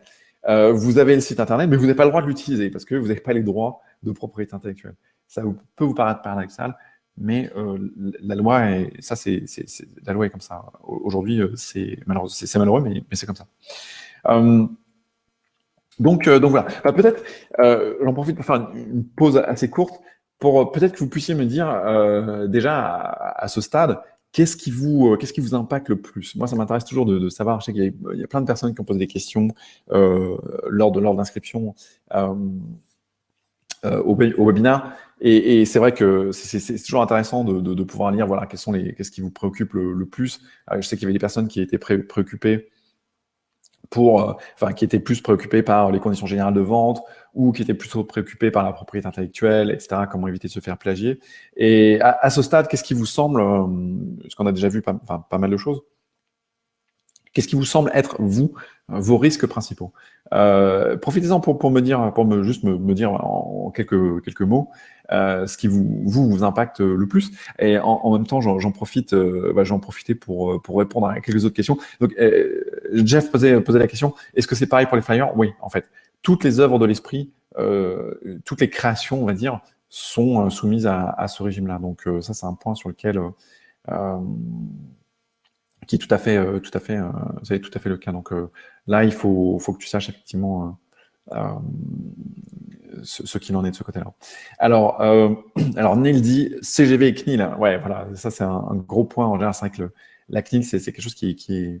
Je suis assez content que vous réalisiez qu'effectivement c'est un point que vous réalisiez que voilà il faut traiter ça parce qu'effectivement c'est un point. C'est un point un peu plus important. Alors, Arnaud dit, est-ce qu'on peut partager des vidéos YouTube sur notre site internet? Alors, normalement, oui, il y a une licence, spécifique YouTube. Donc là, tu agis dans le cadre de cette licence. Donc après, ça peut poser des tas de questions, mais en général, c'est YouTube qui gère les droits de propriété intellectuelle. Et toi, tu as en contrat. Alors, il faut vraiment regarder. Je connais pas la licence YouTube. Hein. Mais en fait, je partage pas de vidéos YouTube sur mon site, je crois. Enfin, à part les miennes, mais je partage pas les vidéos tiers. Donc, il faudrait regarder vraiment dans la licence YouTube ce qu'il en est. Alors, Kevin dit très clairement la propriété intellectuelle avec les droits de cession et la CNIL, avec la durée de conservation des données. Je vais travailler dessus, bah ouais, c'est parfait. Alors, Louise a dit personnellement, j'ai fait une déclaration simplifiée à la CNIL, mais j'ai donné que mes données personnelles et jamais le nom d'adresse de mon site. Est-ce que c'est normal? Si tu as fait une déclaration à la CNIL, alors normalement, tu n'es pas censé forcément rentrer l'URL de ton site, mais normalement, tu dois rentrer le document de simplement les éléments qui sont liés à ton entreprise. Donc, à ce stade, ça ne me paraît pas, je ne tique pas particulièrement là-dessus. Alors, j'ai plein de questions qui arrivent. Alors, Jeff pose la question, ça veut dire que j'ai pas le droit de les distribuer si j'ai pas ce document. Pour reprendre le flyer, non, normalement, si tu n'as pas le contrat de cession de propriété intellectuelle, tu n'as pas le droit de les redistribuer. Donc, tu peux toujours essayer de trouver une solution avec la personne qui t'a fourni les droits de propriété intellectuelle là-dessus. Enfin, pour t'assurer qu'effectivement tu acquiers bien ces droits de propriété intellectuelle, de sorte qu'il te signe un contrat, que ça te sécurise. Là, de ce côté-là, c'est un point un petit peu important. Ouais. Alors, Philippe pose la question, quels sont les risques en cas de défaillance de l'hébergeur si on se fait pirater, nos données perso? Ouais, ça c'est toute la partie CNIL. Bah, toi, tu as une obligation en fait de sécurité au titre du traitement des données à caractère personnel. En fait, l'hébergeur, lui, est sous-traitant. Et donc, en fait, normalement, au sens de la loi informatique et liberté, il doit y avoir un contrat entre toi et le sous-traitant et effectivement, qui s'assure qu'effectivement, il met en place toutes les mesures de sécurité qui sont adéquates. Je pense que voilà, ça fait partie des points qui sont assez importants. Alors, Louise a dit, et si j'ai une amie graphiste qui m'a fait mon logo, est-ce que c'est aussi le même problème de droit de propriété intellectuelle? Oui, tout à fait, il faut un contrat de licence de droit d'auteur. Ouais. On voit, c'est intéressant parce qu'on voit déjà, propriété intellectuelle, ça c'est un énorme élément. CNIL, ça c'est un énorme élément, souvent qui est sous-estimé. Et conditions générales de vente, Alors, on va progresser. Comme ça, je ne vous retiens pas pendant 5 heures. Et encore une fois, je prendrai du temps à la fin pour essayer de répondre aux questions que vous pouvez avoir. Éventuellement, si j'ai pas la possibilité de répondre, vous pouvez toujours laisser en fait votre question dans la boîte de dialogue. Je réponds parfois ensuite par email si jamais j'ai pas eu la possibilité d'y répondre pendant la session. Alors, erreur numéro 7. Ne pas optimiser votre fiscalité, ça c'est un point qui est assez important. Donc, alors c'est la préoccupation quasi numéro 1 des entrepreneurs. Comment ne pas se faire marteler, dans quel pays il faut partir, comment ne pas payer d'impôts, peut-on démarrer une activité sans être redevable d'aucune taxe ou impôt, comment payer le moins d'impôts possible. Donc, attention peut-être déjà à la fraude fiscale. Ça, c'est assez important. Il faut savoir que, en fait, tous les professionnels du droit et du chiffre, c'est-à-dire tous les comptables et on va dire les juristes ou les avocats, sont tenus à une obligation de dénonciation. C'est-à-dire à partir du moment où vous allez les voir en disant voilà, j'ai un petit schéma dans lequel je ne paye pas du tout d'impôts, et c'est pas complètement légal, mais j'aimerais bien avoir une petite question ici et là. En fait, à la fin de la conversation, ce qu'ils vont faire, c'est qu'ils vont aller se connecter sur le site TracFin et ils vont remplir une déclaration de soupçon en disant voilà, j'ai de bonnes raisons de soupçonner qu'effectivement il y a des ressources qui ont été perçues et qui sont relatives à une infraction pénale. Et donc c'est toujours évident, c'est toujours tout à fait possible et légal de demander un audit ou de faire une optimisation fiscale. Vous pouvez toujours dire voilà, je voudrais avoir un audit parce que je ne sais pas où j'en suis, mais effectivement, faites bien attention à ça. Alors déjà, utilisez tous les leviers de base. Si vous payez beaucoup d'impôts sur les sociétés, effectivement, on sait que vous n'utilisez pas forcément tous les leviers de base. Alors, je voudrais peut-être arriver sur un point, vous montrer 2-3 choses qui sont pratiques et simples, dans lesquelles qui vont permettre vraiment d'éliminer beaucoup d'éléments d'imposition de manière voilà, assez pratique et assez simple. Alors, je vous donne déjà simplement une vision dans le temps, une vision sur 20 ans en fait. Vous allez voir l'impact en fait d'une optimisation fiscale par rapport à quelqu'un qui n'optimise pas. Souvent, on voit des grandes entreprises qui fonctionnent très bien et elles ont mis en place des tonnes de mécanismes fiscaux. Et souvent, souvent on réalise pas, c'est que, en fait, si elles sont devenues des grandes entreprises, c'est que déjà à la base, elles ont des mécanismes d'optimisation en matière fiscale qui sont très performants. Et c'est un des éléments qui fait qu'une entreprise va pouvoir vraiment décoller de manière tout à fait substantielle. Et c'est ce qui différencie, en fait, voilà, les entreprises qui peuvent démarrer assez vite de celles qui ont beaucoup plus de mal. Je vous donne simplement un exemple. Vous allez voir l'impact. Imaginez que dans cette colonne, en fait, vous donnez en fait 30 000 euros, vous payez de l'IS par exemple à 30 000 euros par an, tous les ans. Vous faites le calcul sur 20 ans, ce que ça donne. Bon, c'est évidemment un cas d'école, hein, mais c'est pour vous donner un ordre d'esprit, une idée. Vous voyez qu'effectivement, au bout de 20 ans, vous avez payé 630 000 euros d'IS. Par contre, si vous défiscalisez, c'est-à-dire que vous trouvez une stratégie fiscale légale et licite et qui marche bien, en utilisant par exemple un système d'optimisation qui est simplement mis en œuvre par le gouvernement, hein, par l'administration française, pour ne pas payer d'IS, par exemple. Sur 20 ans, vous voyez, en fait, au bout de 20 ans, en fait, si vous prenez ce cash que vous économisez et que vous le placez simplement à 4%, vous voyez qu'en fait, au bout de 20 ans, vous allez récupérer quand même pas loin d'1 million d'euros. Donc d'un côté, vous avez perdu 630 et de l'autre, vous avez récupéré plus d'1 million d'euros. En fait, c'est énorme la différence de compétitivité entre une entreprise qui a moins 630 et une entreprise qui a plus 1 million pratiquement, quoi. Et ça, je suis juste, en fait, j'ai fait le calcul simplement de dire, voilà, on place ça à 4%, ce qui est bon, c'est un bon placement, mais c'est pas non plus complètement délirant. Et si vous placez vraiment ça de manière très très bien, en fait, vous voyez qu'on atteint des sommes qui sont très très importantes. Et ça, c'est vraiment un point énorme de différenciation entre une entreprise qui marche vraiment très bien et une autre qui a un petit peu plus de mal à décoller. Je vous donne quelques exemples. Alors, si vous voulez, 2 ans à 0% d'impôt.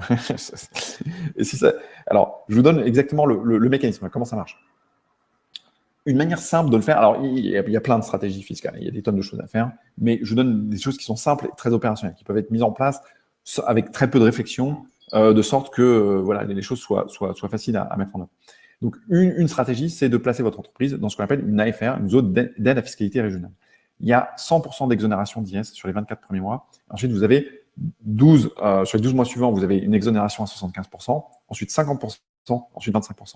Et donc, ça vous fait quand même, vous n'avez pas forcément besoin de partir à l'étranger ou dans un pays lointain. Vous pouvez bénéficier tout à fait d'un mécanisme d'aide fiscale qui a été conçu et fabriqué par l'État français pour permettre de valoriser en fait certaines régions ou certaines zones en France qui sont moins valorisées et donc de se faire en sorte que les entreprises viennent s'y installer. C'est très intéressant parce qu'en fait, c'est une optimisation qui est très peu coûteuse. Ça peut vous apporter énormément puisque quand même vous avez payé 0% d'impôt pendant 2 ans. Je ne parle même pas des charges sociales, il y a vraiment beaucoup de choses en termes de charges sociales qui sont mises en place également. C'est une optimisation sur laquelle il y a relativement peu de risques et relativement peu de contraintes. Alors vous voyez qu'en fait, vous prenez la carte des AFR, il y a beaucoup de zones dans lesquelles vous pouvez aller. Énormément de zones dans lesquelles vous pouvez vous placer. Et là, effectivement, vous paierez quasiment, enfin, vous avez payé 0% d'impôt pendant 2 ans, ce qui est quand même plutôt sympathique. Il y a une contrainte qui est très importante, c'est que l'entreprise doit être entièrement nouvelle.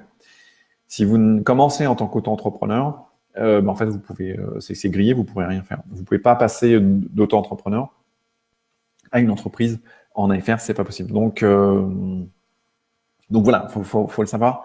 L'AE, c'est pas forcément le meilleur statut pour commencer une activité. Ça peut l'être, ça peut ne pas l'être, ça dépend il y a plein de variables.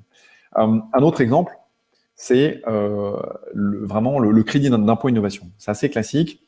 Vous pouvez bénéficier d'un crédit d'impôt innovation. C'est-à-dire si vous avez une entreprise dans le domaine un peu des nouvelles technologies, vous faites un peu des choses sur Internet, vous pouvez tout à fait potentiellement bénéficier de ce crédit d'impôt d'innovation jusqu'à 80 000 euros sur les dépenses que vous faites qui sont liées à l'innovation. Alors, un exemple, vous réalisez un produit en ligne innovant, un logiciel ou un produit en ligne, quel qu'il soit. Vous avez mis plusieurs mois à le concevoir, vous avez dépensé 50 000 euros en rémunération et en frais de conception. Eh bien, vous pouvez déduire 10 000 euros de votre IS, donc c'est déjà pas mal, soit 20% des sommes engagées, plafonnées jusqu'à 400 000. Alors, quelles sont les entreprises qui sont concernées et quelles sont les dépenses qui sont concernées? C'est des dépenses qui sont liées à la conception de prototypes de nouveaux produits ou la conception d'un pilote ou la mise en œuvre d'un nouveau produit. Par contre, attention à nouveau, ça veut simplement dire que le produit nouveau n'existe pas n'a pas encore été mis à disposition sur le marché. Il ne faut pas que ça existe déjà. Il faut que vous fassiez quelque chose qui se distingue des produits existants, simplement par les performances supérieures, par exemple sur le plan technique, sur le plan de l'éco-conception, de l'ergonomie ou des fonctionnalités. Alors, un bon exemple pour que vous puissiez comprendre, c'est l'utilisation de techniques issues de jeux vidéo pour améliorer l'attractivité de logiciels éducatifs. Si vous avez un logiciel éducatif, vous pouvez très bien utiliser toute la partie que vous avez mis à mettre en place, les techniques issues de jeux vidéo pour, dans votre prototype, dans votre pilote. Tout ça, ça peut rentrer en déduction de votre IS, enfin, en utilisation de ce crédit d'impôt innovation. Donc c'est très intéressant. Les entreprises concernées à titre principal sont vraiment les PME. Et là, c'est vraiment un point, voilà, tout à fait un cadeau qui est fait. On a un des systèmes encore en France qui est le plus performant en termes d'incitation à l'innovation. Alors le problème, c'est qu'il y a beaucoup d'entreprises une fois qui innovent et puis après qui partent, mais toujours est-il que effectivement, c'est un très bon système pour commencer à se mettre en place. Alors comment le faire de manière très sûre? Une manière très simple, c'est de faire un rescrit fiscal. Qu'est-ce que c'est qu'un rescrit fiscal? C'est simplement une demande que vous faites à l'administration dans laquelle vous allez dire, voilà ma situation personnelle, voilà la situation de mon entreprise, voilà comment on fonctionne, voilà notre projet. Est-ce que, oui ou non, ça rentre dans le cadre du crédit d'impôt innovation? Et là, l'administration va vous répondre, elle va vous dire oui ou non, mais au moins vous serez sûr. Il n'y aura pas de discussion après. Elle vous répond dans un délai relativement raisonnable. Et sa réponse l'engage. Et donc là, à partir du moment où vous dites oui, c'est entre guillemets complètement grillé pour elle. Elle peut pas revenir sur son oui, et vous pouvez imputer les dépenses qui sont liées à ça. Donc là, vous aurez la validation préalable de l'administration, ce qui est plutôt sympathique à voir. Et vous avez vraiment un parapluie, vous êtes vraiment tranquille. À savoir que ce crédit d'impôt peut être étalé sur 3 années. Donc vous voyez, il y a quand même, et là je vous montre deux dispositifs qui sont, un qui est un petit peu plus, qui concerne l'innovation, et un autre qui est un petit peu plus simple, il suffit vraiment de se placer vraiment dans la FR. Alors, on a vu 7 risques qui sont essentiels. Alors maintenant, que faire? Qu'est-ce qu'on fait? Alors, première option, vous avez 2 possibilités. Vous voulez avancer tout seul, et dans ce cas-là, je vais vous guider un peu sur comment est-ce que vous pouvez faire. Donc, en fait, il faut reprendre un peu chaque catégorie que l'on a vue, et il faut faire c'est-à-dire propriété intellectuelle, CNIL, CGV, etc. Et il faut faire un petit travail de recherche en regardant quelles sont les jurisprudences, quels sont les cas qui ont amené les entrepreneurs devant un tribunal, et ensuite, vous pouvez aller jeter un œil sur les décisions de justice, faire une analyse de risque par rapport à votre business et regarder comment ça fonctionne. Ensuite, vous devez lister les infractions pénales qui s'appliquent à vous. Il y en a à peu près une vingtaine, trentaine. Et par contre, il faut les lire toutes. Il faut vraiment regarder comment ça fonctionne et puis aller regarder les jurisprudences qui sont liées à ces infractions, de sorte que vous êtes sûr de ne pas rentrer en infraction avec la loi. Deuxième option, vous dites, bon, ça c'est trop compliqué, j'ai pas le temps, j'ai autre chose à faire, je veux économiser mon temps et je vais avancer plus vite. Et là, vous pouvez faire appel, vous pouvez demander de l'aide. Donc, vous avez assisté au webinaire, vous avez vu qu'effectivement, il existe des risques juridiques et que ça peut être stressant, ça peut vous impacter dans votre business et vous voulez autant que possible vous les éviter. Alors, moi, c'est la raison pour laquelle j'ai créé une formation qui permet d'éliminer justement la majorité des risques juridiques des personnes qui se lancent dans une activité sur Internet. Alors, on va dire, c'est la règle des 20-80. Donc, l'objectif, c'est d'arriver avec un minimum d'efforts à éliminer un maximum de risques. Et en fait, ce que je vais faire, c'est que je vais vous montrer comment la formation fonctionne pour que vous puissiez voir, effectivement, comment elle peut vous aider, si elle peut vous aider et comment elle peut vous aider. Et si c'est le bon produit pour vous, eh bien, moi, je serais ravi de vous compter parmi mes clients. Et si c'est pas le bon produit pour vous, eh bien, surtout, ne l'achetez pas. Je veux travailler justement uniquement avec des personnes qui sont contentes, qu'on les aide à avancer et qui ont besoin, justement, de faire appel à un professionnel dans ce domaine-là. Et justement pour les aider à avancer. Alors, dans tous les cas, ce que je vous propose, c'est simplement de regarder comment moi j'ai découpé les choses pour que vous puissiez avancer rapidement et que vous puissiez voir comment fonctionnent les risques. Donc, c'est pour ça que je vais vous montrer simplement le programme de sérénité juridique. Donc, l'objectif, c'est que vous soyez zen juridiquement et que vous puissiez vous concentrer sur l'essentiel, c'est-à-dire les ventes et le développement de votre entreprise. Donc, c'est une formation qui est conçue pour limiter au maximum vos risques juridiques, pour vous permettre d'éviter les problèmes que vous allez rencontrer de manière quasiment systématique et évacuer ces problèmes dans un minimum de temps. C'est très concret, pas de charabia, c'est vraiment juste des conseils concrets à appliquer immédiatement dans votre business. Donc pour vous, ça veut dire moins de stress, plus de sérénité, plus de ventes et une vie surtout plus heureuse. Parce que un des problèmes que l'on a quand on gère vraiment toutes les questions juridiques, c'est le stress que ça peut engendrer. Je sais que voilà, si jamais un jour vous avez la malencontreuse aventure de vous retrouver face à un procès ou dans un tribunal, je peux vous assurer que le pire, c'est pas l'argent, c'est vraiment le stress. C'est le truc qui est horrible. Donc en fait, comment on découpe les choses pour faire en sorte que vous puissiez avancer rapidement et éliminer les risques. Alors il y a plusieurs étapes. Première étape, c'est de regarder déjà votre site web et votre nom de domaine et tous les conflits de marque que effectivement il peut y avoir.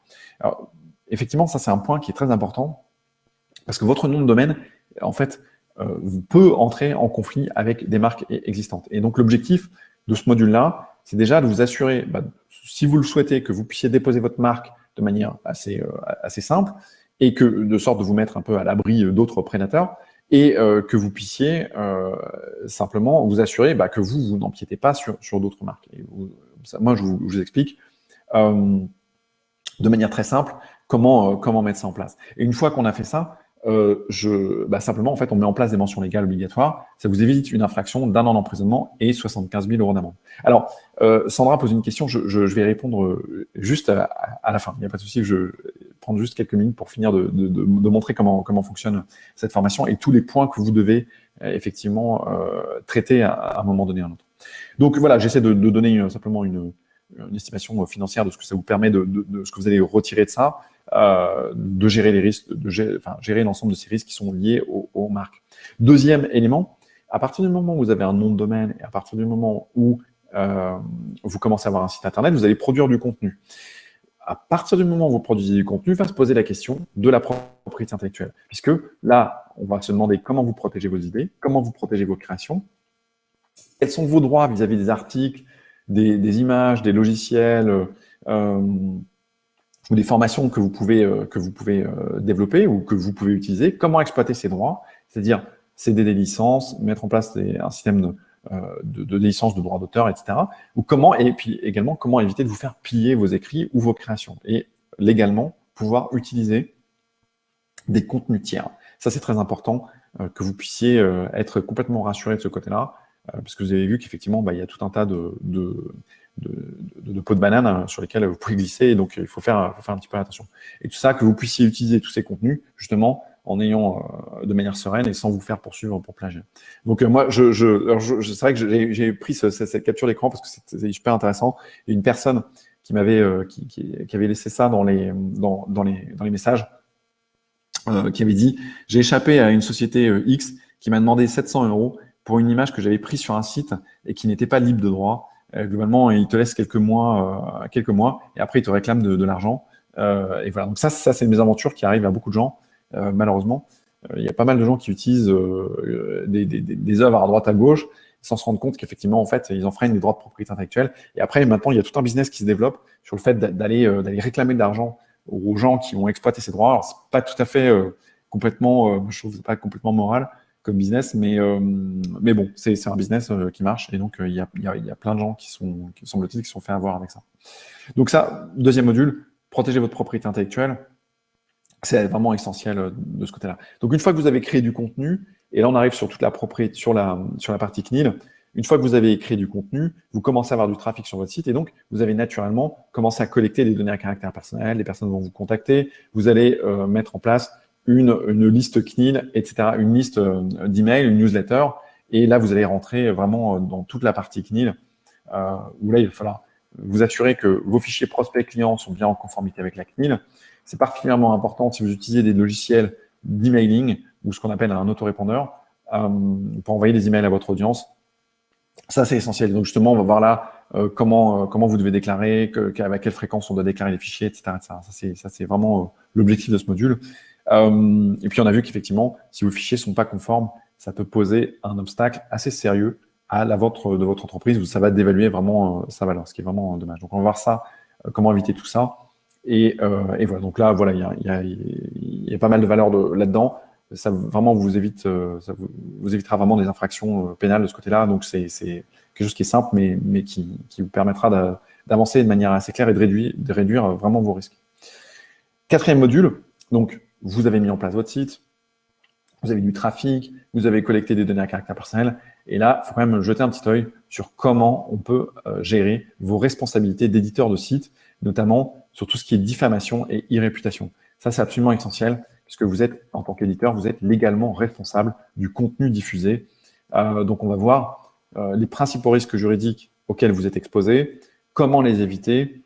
C'est l'occasion de voir ensemble comment on protège votre e-réputation, que faire en cas de diffamation, de dénigrement, ou comment distinguer les deux et s'en protéger. Donc ça, un petit module en plus, simple, rapide, sur effectivement éviter tout ce qui est diffamation, dénigrement, et protégez-vous votre réputation et vous assurer que vos responsabilités d'éditeur de site sont bien couvertes.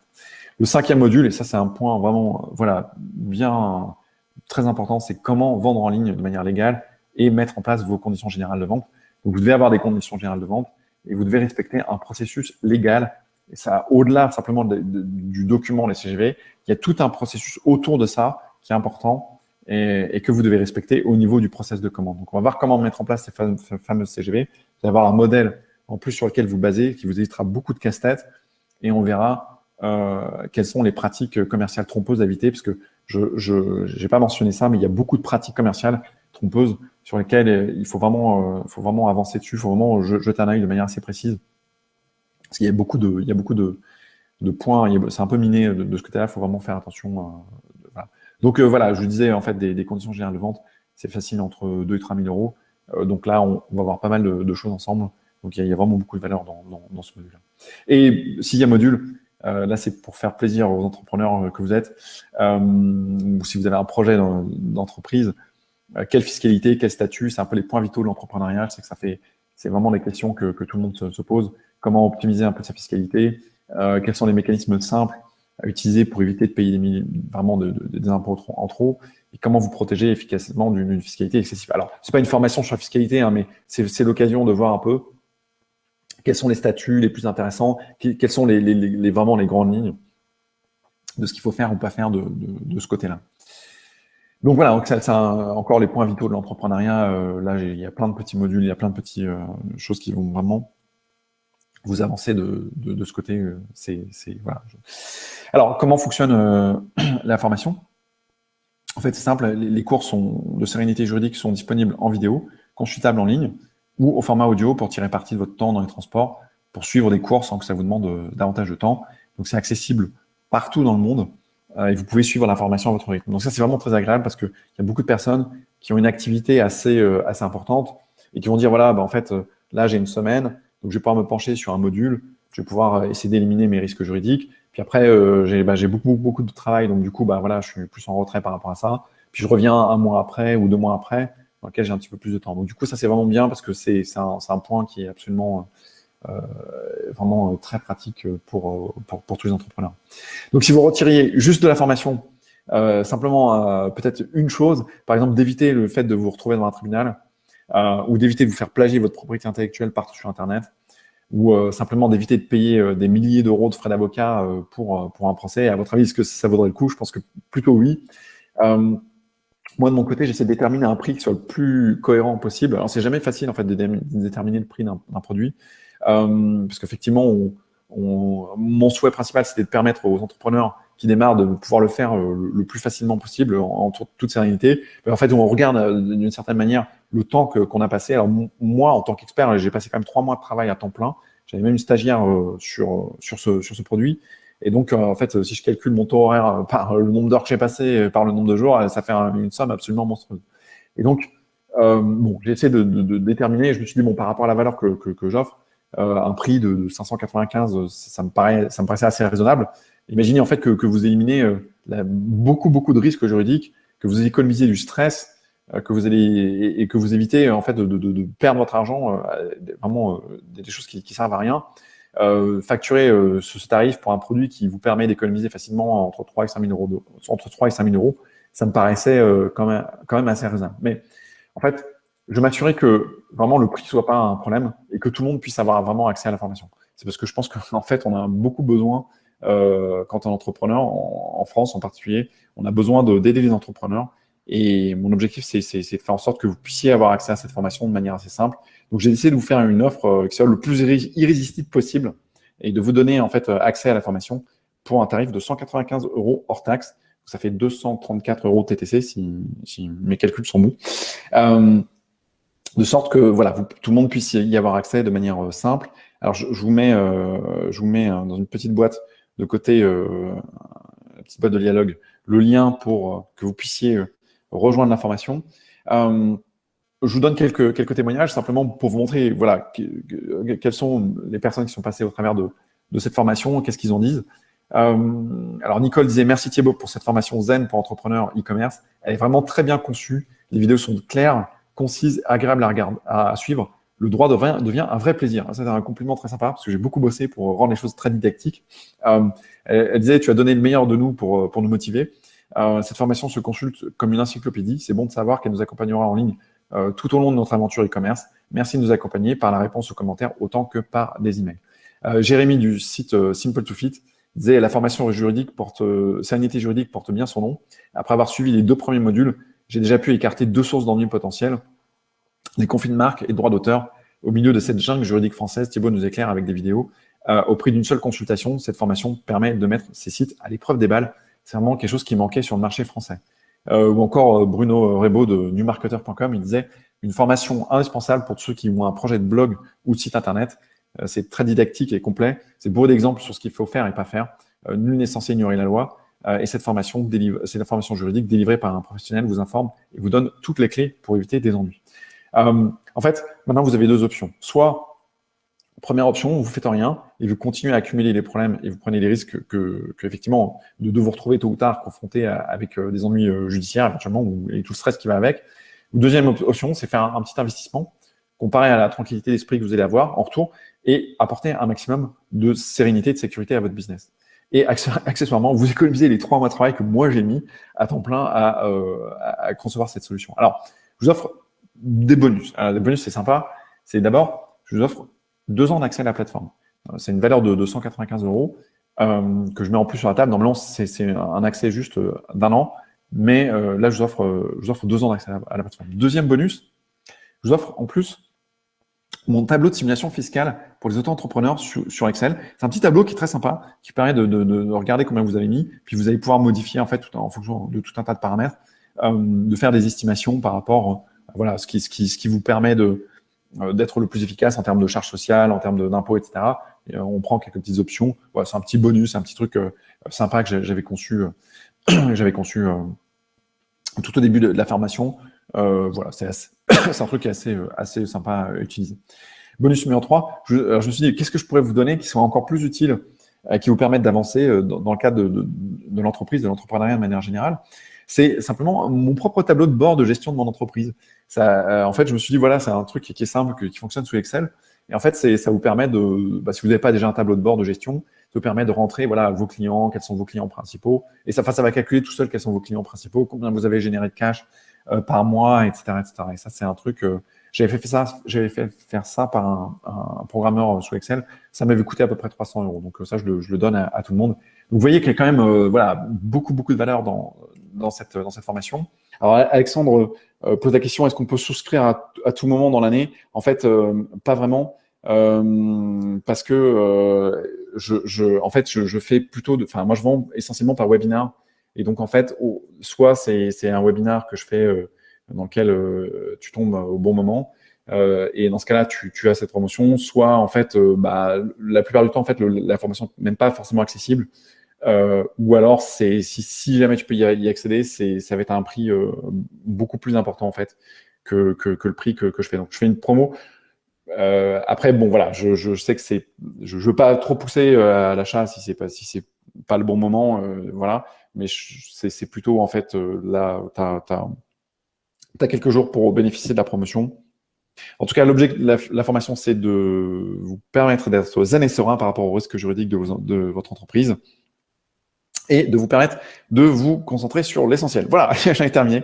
Donc, je vous mets le slide de synthèse.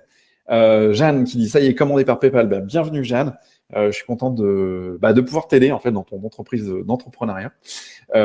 J'espère que, enfin, je sais que la formation en fait va beaucoup t'aider parce que la plupart du temps j'ai des commentaires. 2 jours après, j'ai des messages dans les forums qui disent « Ah merci, c'est génial, j'adore, etc. » Donc, voilà, je sais que ça va t'aider. C'est aussi pour ça qu'en fait, je mets un coup de pied dans le derrière poliment à tout le monde. Si vous montez un business, allez-y, prenez ce produit. C'est un produit qui est vraiment génial par rapport au prix. Si vous allez voir un avocat, ça va vous coûter au moins 250 € de l'heure. Ça, c'est le minimum. Personnellement, je facture 450 € de l'heure. Donc, ça vous donne une idée de la valeur que vous allez avoir derrière. D'autant que j'ai mis vraiment beaucoup d'attention sur la qualité du produit. Donc, voilà, ça vous permettra d'avancer de manière... Vous avez vraiment énormément de valeur par rapport à ce qu'il y a là. Il y a même des personnes qui m'ont dit « Mais augmente le prix, augmente. » Et je veux pas, enfin, je veux garder ça accessible pour tout le monde. Donc, profitez-en. Voilà, donc je vais en profiter pour répondre aux questions que vous pouvez avoir.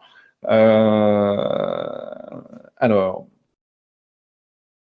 ok, je passe en mode vision. Donc, alors, déjà, merci pour toutes les questions, parce que j'ai vu toutes les questions défiler les unes après les autres. C'était super intense. Je vais essayer de tout reprendre. Alors aussi, bienvenue à Chris qui nous a rejoint. Donc, je vais essayer de remercier toutes les personnes qui nous rejoignent. Olivier, si tu veux dire un mot, vas-y, hein, pas de souci. Bruno, il dit merci pour ces informations passionnantes. Alors, Brigitte, merci beaucoup pour la présentation. Bah, pas de souci. Alors, il faut que je reprenne. Ah oui. Hop, j'ai noté plein de questions. Donc, alors. Oui, alors je vais commencer par Cindy. Alors je vais faire dans le sens inverse des questions qui avaient été faites. Alors Lionel dit comment se fait la formation par vidéo. Oui, tout à fait. La formation c'est vraiment par vidéo. Donc toutes les vidéos sont en ligne. Donc tu y accèdes en ligne. Tu peux regarder chaque élément. Et donc en fait là il y a vraiment des centaines de personnes qui sont déjà passées par cette formation. Donc c'est déjà hyper bien rodé, quoi. Toutes les questions que vous pouvez avoir, j'y réponds déjà. Et voilà. Alors je vais reprendre les questions. Alors Cindy qui disait est-ce que c'est un contrat de session, c'est la même chose qu'un cahier des charges? Non, c'est pas la même chose. Un cahier des charges, en fait, on va définir simplement voilà, l'objectif d'une prestation. On va dire, voilà, je voudrais avoir ça, ça et ça. Et en fait, le contrat de cession, c'est vraiment un contrat dans lequel on va spécifiquement céder des droits de propriété intellectuelle. Donc, c'est différent. Alors, reste un petit peu avec moi parce que je vais essayer de reprendre toutes les questions de tout le monde. Donc, Olivier dit dès qu'on récolte les données dans un formulaire, est-ce qu'il faut faire une déclaration CNIL? À partir du moment où il y a un nom, un prénom, oui, ou une adresse email, oui, il faut qu'il y ait une déclaration qui soit faite à un moment donné ou à un autre. Alors, la déclaration, elle va s'arrêter à un moment, elle va s'arrêter en 2018 parce qu'enfin, on va changer de réglementation. Donc, voilà, mais en attendant, il faut quand même le faire. Alors, Seb, concernant le duplicate content, alors j'ai pas trop bien compris cette question-là, si tu peux la reposer, ce serait bien. Jordan dit comment faire pour utiliser des images gratuites pour son site? Est-ce qu'il est possible ou est-ce qu'on est obligé d'acheter des images? Alors, il y a plusieurs personnes qui posaient la question de savoir, voilà, il y a pas mal de services qui existent, qui disent voilà, on peut télécharger des images gratuites, etc. C'est un peu délicat parce que, en fait, le problème, c'est que derrière, vous savez pas exactement ce qui s'est passé, en fait. C'est-à-dire, vous pouvez avoir des images qui sont dans la base de données et en fait, vous savez pas si les droits ont vraiment bien été acquis. Donc, sur des images qui sont entièrement gratuites, sur un service entièrement gratuit, vous pouvez être sûr qu'il va y avoir des problèmes à un moment donné ou à un autre. Donc, c'est un petit peu délicat, quoi. Bon. Voilà, il faut arriver à trouver un moyen terme entre toutes les possibilités, mais c'est sûr que voilà, vous risquez de vous heurter à certains problèmes. Donc c'est pas forcément le plus, voilà, ça peut être délicat. Donc ok, voilà, donc ça voilà, c'est un petit peu, je trouve ça un petit peu délicat. Alors, Pierre dit, est-ce qu'on peut enregistrer l'adresse IP et associer l'entreprise et l'associer à une entreprise, voire à une personne physique? Bah, si tu fais ça, en fait, tu réalises un traitement de données à caractère personnel. Donc, ça tombe sur la réglementation informatique et liberté. Donc, voilà. Oussama disait, est-ce que la déclaration CNIL est gratuite? Oui, c'est gratuit. Donc, ça, il n'y a pas de souci. Delphine posait la question, est-ce que on est hébergeur de site web? Est-ce que chaque client doit réaliser une déclaration? Oui.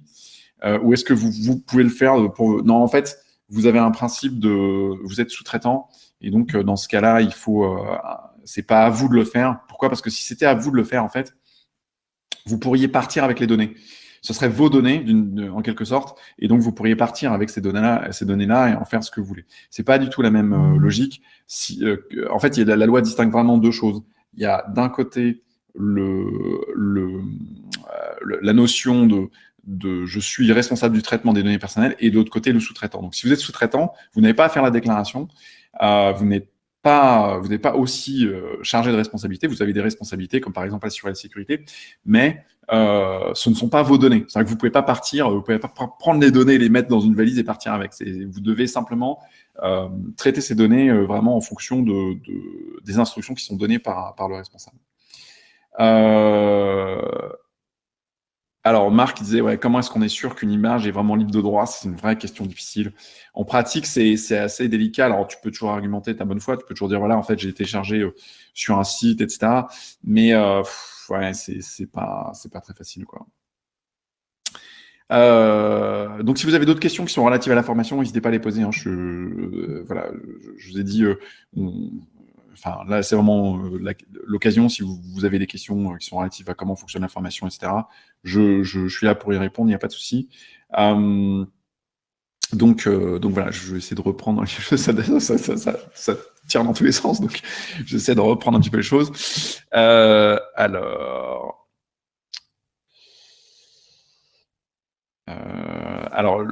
quelqu'un me posait la question, c'était Laurent, il posait la question de savoir est-ce que BookBike, c'est une marque descriptive? Ça me paraît quand même très descriptif, hein. Sauf si tu vends des éclairs au chocolat. Mais a priori, voilà, ça me semble quand même beaucoup décrire le fait que tu es en train de louer des bicyclettes. Donc, si tu loues pas des bicyclettes, d'accord, mais sinon, ça quand même semble très, très descriptif. Alors, Michel disait, les précautions lors de la phase bêta, pas de vente, quelques utilisateurs testeurs, est-ce qu'il faut tout prévoir au démarrage? Alors ça, c'est une très très très bonne question d'entrepreneuriat. Bon, normalement, j'ai pas le droit de te dire, j'ai pas le droit de te dire que tu peux pas, mais en tant qu'entrepreneur, j'ai envie de te dire fonce, quoi. Donc en fait, il faut vraiment trouver un moyen terme. C'est-à-dire qu'en fait, il y a une prise de risque, et à partir du moment où il n'y a pas beaucoup de monde, bon bah voilà, tu sais que les dommages que tu vas produire sont pas très importants. Ça concerne quelques personnes, ils sont d'accord, tu les as informés, etc. Faut être honnête. Et donc, si t'es pas à 100%, bon, voilà, on le comprend. Il faut toujours trouver un moyen terme. Parce qu'il y a des gens qui sont complètement paralysés à l'idée que voilà, il faut que je sois à 100% partout. Non, l'essentiel, c'est d'avancer. Et voilà. Donc, par contre, il faut vraiment essayer voilà, faut être Moi, j'ai vraiment une approche risque, en fait. C'est-à-dire, on dit, voilà, il y a tant de risques juridiques, on coupe, en faisant ça, etc. Et donc, voilà, ça permet d'avancer comme ça. Donc, essaie peut-être d'adopter, si je peux donner un conseil, essaie d'adopter peut-être une approche risque de ce côté-là, ça te permettra d'avancer. Bienvenue également à José, qui vient de me rejoindre. Donc, bienvenue, José. Alors, hop. Bienvenue. Alors, j'ai mon téléphone qui me dit qui est rentré dans l'information. Arnaud, bienvenue à Arnaud. Bienvenue à José. Ouais, j'ai dû rater encore quelques personnes, mais voilà. Donc toutes les personnes qui rentrent dans la formation, bienvenue. Je suis content de vous avoir et je sais que la formation va vous aider beaucoup, donc c'est cool. Alors, Eddy dit, concernant la durée de conservation de données personnelles, qu'en est-il pour un service où les utilisateurs cumulent des performances sportives sur plusieurs années pour une analyse de leur évolution? On doit quand même respecter une durée de stockage maximale. Alors, oui, il y a toujours Alors, dans ce cas-là, c'est une question intéressante. Il y avait une autre personne qui avait posé ça. En fait, il faut voir que la durée maximale, elle peut être variable. C'est-à-dire qu'elle peut être relative au temps d'inscription de l'utilisateur. C'est-à-dire, voilà, par exemple, un bon exemple, hein, c'est vraiment les compteurs EDF. Donc, ils vont traiter vos données pour la facturation, hein, c'est tout à fait logique, et ils vont le traiter le temps que vous êtes inscrit, plus, alors il y a le temps de la prescription, donc c'est le temps de l'inscription plus quelques années en plus. Donc c'est un délai variable. Donc là, il est tout à fait possible de traiter ces données à caractère personnel pendant ce délai qui est variable, il n'y a pas de souci. Et ce qui compte, c'est d'avoir un délai. Donc, ça peut être le temps d'inscription de l'utilisateur plus 2 ans pour gérer la facturation, quelque chose comme ça. Alors,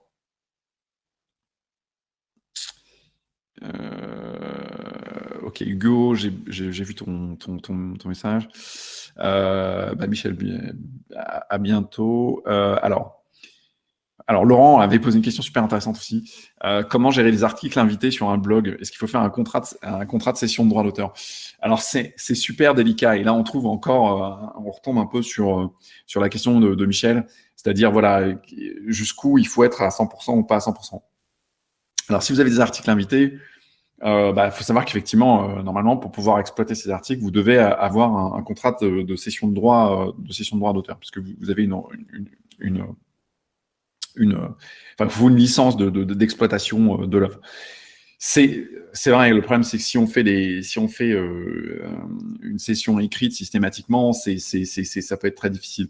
Donc, il faut peut-être essayer de trouver un moyen terme. Moi, je me suis pas encore heurté au problème. Peut-être un jour, j'écris des articles invités de temps en temps sur des gros sites. J'écris des articles invités. Et le truc, c'est que souvent, voilà, on a un truc, une case à cocher, et puis on ne demande pas plus. Bon, après, il faut réfléchir en termes de conflit aussi. Quelle est la probabilité qu'il y ait un conflit qui se passe et qu'il y ait un souci, quoi. Moi, ce que je ferais peut-être, c'est d'ajouter. Ouais, c'est vrai que c'est pas évident, hein, parce que si ça se passe mal, ça peut être un piège, ça peut être un gros piège. Donc c'est pas forcément évident. Alors oui, pour les conditions générales de vente, donc il y a pas mal de personnes qui m'ont dit, Thibaut, comment ça va se passer pour les CGV? Vous allez les recevoir dans un mail, en fait. Il y a une séquence automatisée dans laquelle je vous renvoie les CGV, vous allez les avoir. Donc, inutile de m'envoyer un email. De temps en temps, il y a des personnes qui m'envoient un email. Thibaut, où sont les CGV? Elles vont arriver dans le package. Donc, vous allez avoir tout ça. Il n'y a pas de souci. C'est déjà prévu. Par contre, il n'y a pas de contrat de cession. J'ai pas mis de contrat de cession dedans. Enfin, il y a un contrat de cession dans l'information, mais j'en mets pas. Ils sont pas à disposition comme ça. Alors, Emmanuel dit, est-ce qu'il est utile d'insérer des clauses sur l'imprévision, la force majeure, l'exception d'une exécution? Oui, c'est des clauses. Oui, tu peux les mettre dans tes CGV. Hein. Pour la force majeure en général, on peut régler des choses, mais bon, la force majeure, en général, c'est géré par la loi, donc c'est pas forcément. Bon, on peut toujours ajouter des choses, mais oui, dans les conditions générales de vente, c'est bien d'avoir quelque chose d'un petit peu complet, quoi. Alors,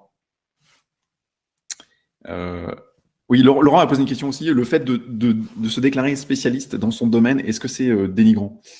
Non, je ne voyais pas en quoi en fait ça pouvait être dénigrant. On peut très bien dire je suis spécialiste, je sais pas, du référencement par exemple. C'est pas dénigrant. Ce qui peut être dénigrant, ça va être de dire je suis le meilleur spécialiste de mon domaine, je suis le meilleur spécialiste de référencement, et en fait ce que les autres font c'est une catastrophe, c'est vraiment horrible. Bon, là vous commencez à dénigrer. On voit vraiment que là il y a un dénigrement réel, quoi, par rapport à des tiers. Et c'est ça qui va vraiment porter atteinte, qui leur porte préjudice.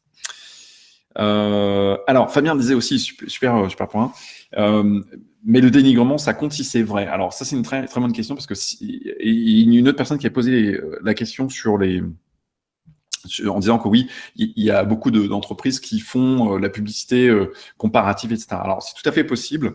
Il faut vraiment voir qu'en fait, si vous dites, par exemple,